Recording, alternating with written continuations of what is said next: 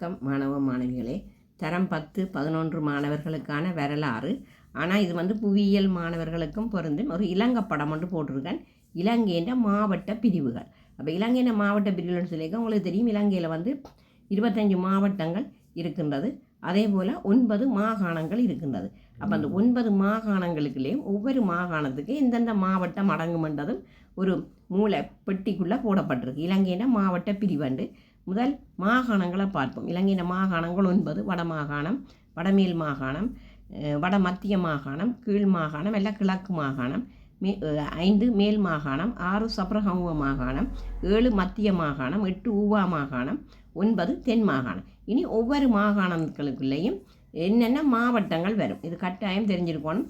அது வரலாறு படிக்கிறவர்களாக இருந்தால் புவியியல் படிக்கிறவர்களாக இருந்தால் தெரிஞ்சிருக்க வேண்டும். அப்போ இங்கே நாங்கள் வடமாகாணத்தை எடுத்தோம்னு சொன்னால் அதில் வந்து யாழ்ப்பாணம், மன்னார், முல்லைத்தீவு, கிளிநொச்சி, வவுனியா அதில் நாங்கள் எடுத்துக்கொள்கிறோம். வடமாகாணத்துக்குள்ளே வருகின்றது.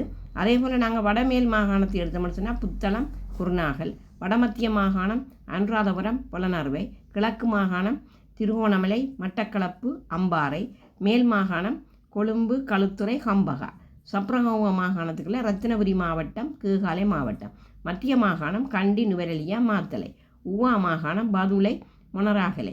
அதே போல் தென் மாகாணத்தை எடுத்தோம்னு சொன்னால் அதாவது வந்து காலி, மாத்தறை, அம்பாந்தோட்டை. அப்போ இங்கே இலங்கை படத்தில் அந்த பிரிவுகள் போடப்பட்டிருக்கு. இப்போ வடமாகாணம்னு சொன்னால் அதுக்கு ஒரு எல்லை போட்டிருக்கணும். அதாவது அதில் வந்து யாழ்ப்பாணம், முல்லைத்தீவு, கிளிநொச்சி, வவுனியா, மன்னார்னா அந்த எல்லைகள் போடப்பட்டிருக்கு.